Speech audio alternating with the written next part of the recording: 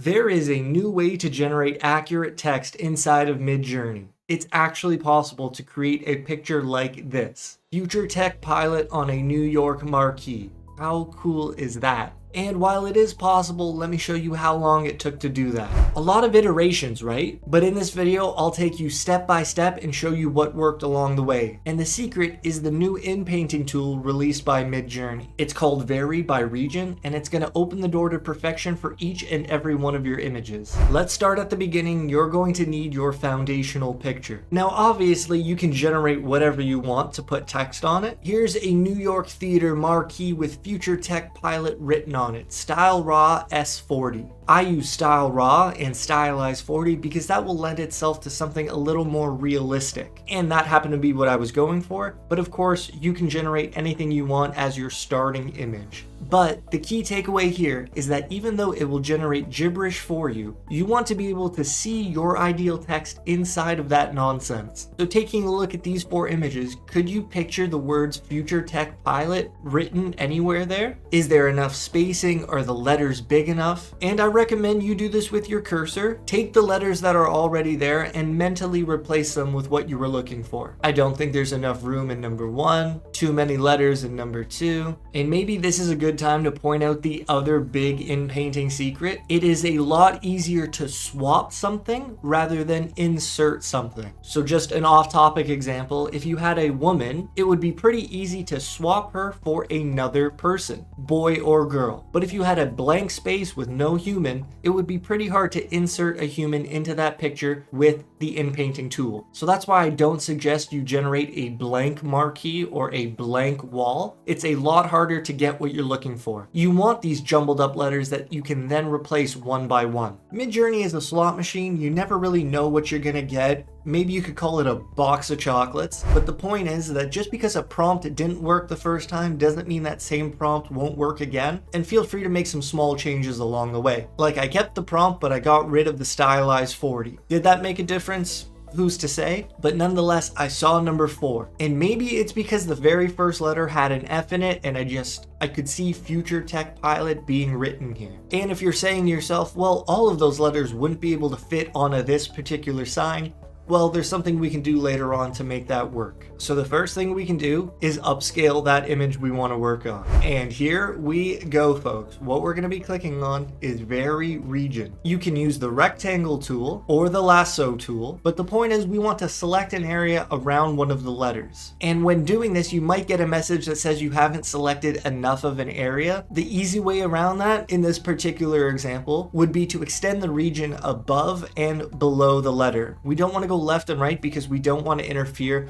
with the good letter or a future letter we need to change. And a quick little tip for you, if you find that you've messed up a selection area, you can actually just right click on the area and it will remove it. Sure, this little menu will pop up, but you can just regular click away from it and it'll go away. Right click again and that will get rid of it. So we have our letter selected, and then in the prompt box, I went with phrasing it like this. The letter U. You could use the regular quotation marks, you could use these apostrophes. To be honest, I don't think you even need to write it like that. I don't think you need to say the letter U. I think you could just put a capital U. Based on all of my testing, I don't think it really matters how you phrase it, but if you find something that works for you and you're feeling lucky, I suggest you stick with that. And remember, if you don't see this prompt box below the in-painting, make sure you have remix turned on. You can find it inside of your settings, or you can simply type /remix into the prompt box, and that will toggle that feature on and off. You'll want it to be on if you want to adjust the prompt and specify what you want to see. If it's off, all you can do is select an area and it will generate based on what the prompt already was. So we hit this arrow, or you could hit enter on your keyboard, and we get these. Oh no, it didn't work. What does that mean? Is it not possible? No, like I said, Midjourney is a slot machine and sometimes you lose, but that's okay. We're simply gonna roll it again and we get these.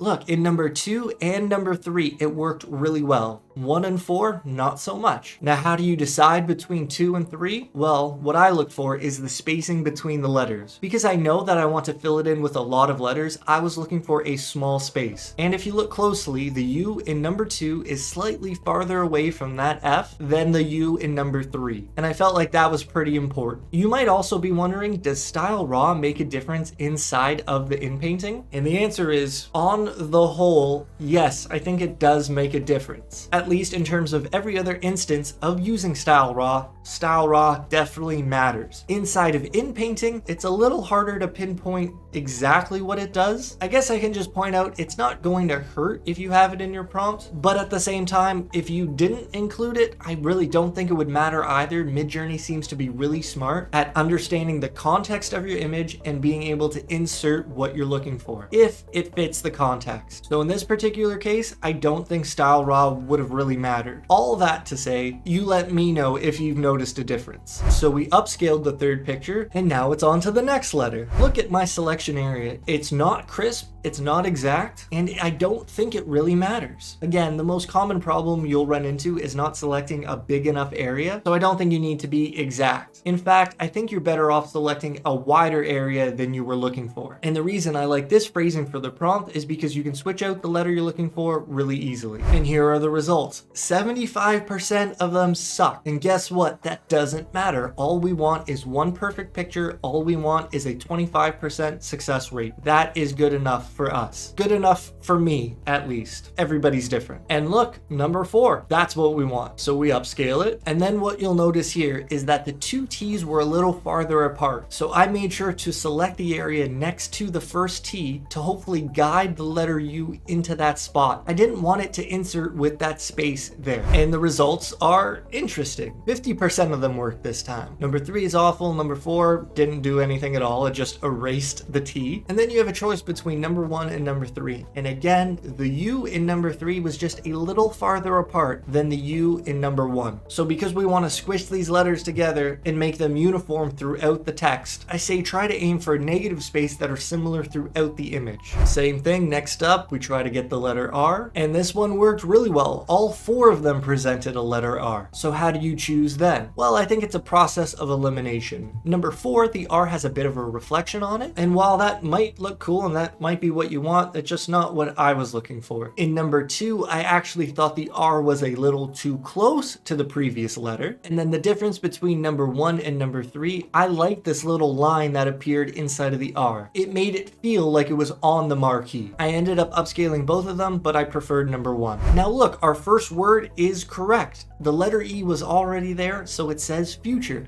But I didn't like where the E was placed. It seemed disconnected from the rest of the letters. So the next tip I have for you is that instead of selecting that E and trying to generate it closer to the other letters, I turned remix off so that the prompt box disappeared and I simply selected the area all around the E. I wanted to turn that into a blank space. Now, I know I've suggested against doing that, but along the way, you might find it's actually the right move. Like, here are the results. I thought number 1 was perfect. It got rid of the E. Now I was going to turn remix back on and try to get that letter where I wanted it. So I selected the area. I tried to keep a straight line to where I wanted the letter to start, and look how it turned out. I think these are pretty amazing. All 4 of them produced a letter. Now it was just time to decide which one fit the best. I think it came down to number 1 and number 2, and if you look closely, there are just very slight differences. Again, I think it just comes down to personal preference. There probably isn't a right or wrong answer.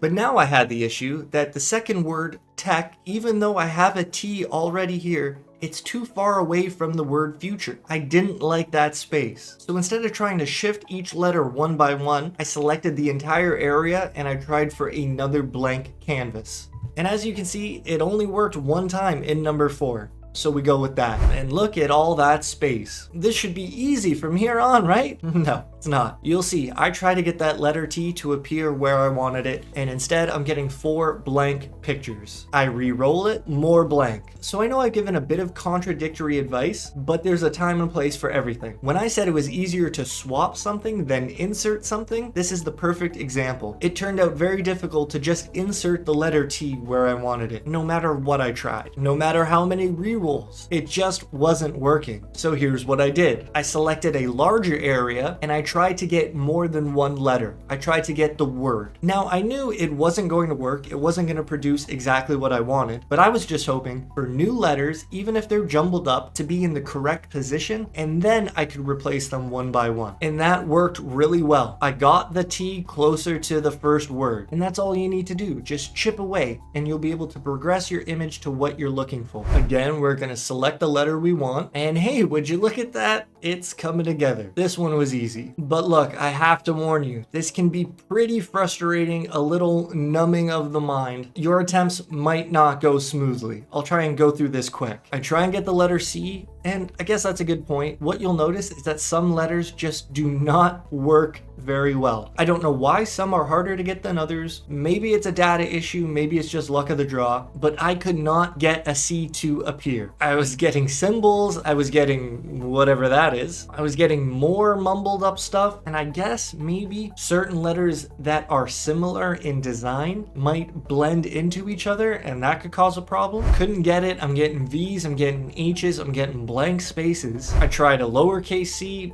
that didn't really matter. I tried generating two letters at the same time, and then using that strategy, I was hoping that I could alter one of them at a time. That worked out horribly. I'm getting apostrophes and an S, like, no, this wasn't working. But I will say, eventually, I got something close. Look at number 2. That's the closest thing to a C that I've seen in a long time. So we upscale it. And then I took that C, selected it, and simply asked for it again. And you know what? That appeared to work. Look at number 3. That's what we wanted. That looks like it's supposed to be there. Was that easy? No, but it was possible and it worked out. So maybe this whole thing isn't the best idea to waste your fast hours on, but it could work really well with relax mode and some patience. Boom. Try to get the letter H, and you know what? Eventually that worked really well. Like, really well. So now that I have future tech on the marquee, well, what about pilot? I really wanted the full name there. And this is where the panning feature came in. You can use these arrow buttons down below your upscale to expand the frame. I wanted to see more to the right. But again, this is where you're gonna have to choose whether to have remix on or remix off. With remix on, you'll be able to change the prompt. If you had remix off, panning to any direction is just going to use what the prompt already says. So with remix off, it would give you something like this. Because the letter H was already asked for, so it's going to fill in the rest of the image with the letter H. So I suggest turning remix on and writing what is supposed to be there instead. In this case, I went with New York Marquee just to keep it simple. And I thought number 4 was okay, but the letters are kind of different. I experimented with it a little, but I wasn't really happy. So I tried again, but this time just with the word marquee, and number 2 came out, and I thought, oh, that's the perfect spot to include the next word. And then here's another big tip. Because we pan the image, now the dimensions are a little different. They're now much wider, but I'm looking for a 16:9 image. So I went into custom zoom, I changed the aspect ratio to 16:9, and then the other key thing to do is to change the zoom 2 to zoom 1. And you'll get something like these, where now you have the aspect ratio you want,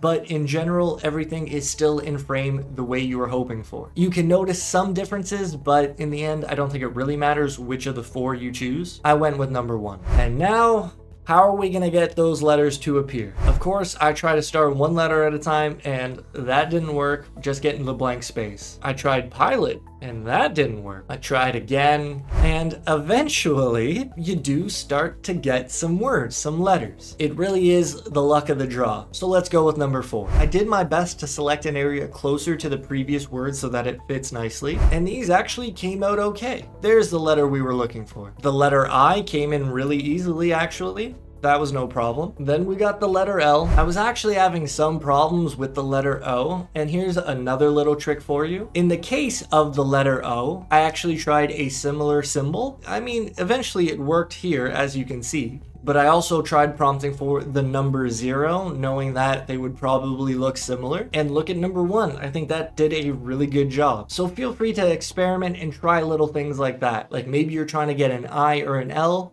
Maybe you could use a number 1? Just something to think about. I thought the 0 looked great. I could have went with this for sure. But look, we're kind of running out of room. How am I going to fit in that last letter? Well, sure enough, I asked for a T, but I just selected a bit of a larger area. I kind of expanded the marquee. I thought it would work. And like I've been saying, Midjourney is pretty smart. It figured it out. It knew I wanted to extend the marquee and include another letter. Future Tech Pilot. Just seeing that was pretty eye-opening. It's now possible to get text that you want on an image. It's not easy, but it is possible. Way more possible than before. But now I had to fix the rest of the image. I wasn't really happy with the stuff up here. This sign, it didn't look good. So you simply select all of that area and it will give you some options. Okay, pick the best one. Like this isn't bad, but then I reselected that area and came up with these. Okay, and what I was looking for here is the most clear looking letters. I thought number 1 looked amazing. So now we're gonna try all of those strategies again. I wanted to see if I could get a T in the middle, and it worked out pretty early on. Getting a P was a little annoying, but it worked. And then I needed to pan upwards to see the rest of the sign. I actually asked for the letter F, and look, it appeared there. The F is already on the sign. But remember, the pan changes the dimensions, so I had to go on a custom zoom. I had to change the aspect ratio to what I wanted, 16:9, and I changed the zoom from 2 to 1. But I actually didn't like that letter, so then I went with this one, and we select the area, and eventually I'm getting something like this, FTP. Again, I wasn't really happy with everything around the letters, so you can change it up and get something like this. Okay, look, I know that was a long process. I have a couple more small tips for you. If you have a brick wall, a blank canvas, and you want to include a word, first of all, I suggest keeping the word short, but also you could try prompting like this, where you put a space in between each letter, and that seemed to work out pretty well. I got enough correct letters here that I figured I could get the others to work as well. So we go from this to these, and I get another O. We're on the way to cool. Then we go from this to this, right? It seemed to work out. I like that a lot. Don't forget to check out the free PDFs in the description. I've also got some prompt packs available on my website. If you want a larger breakdown on inpainting, you can check out this video here. I hope you're doing well. Take care, and I'll see you next time. Peace.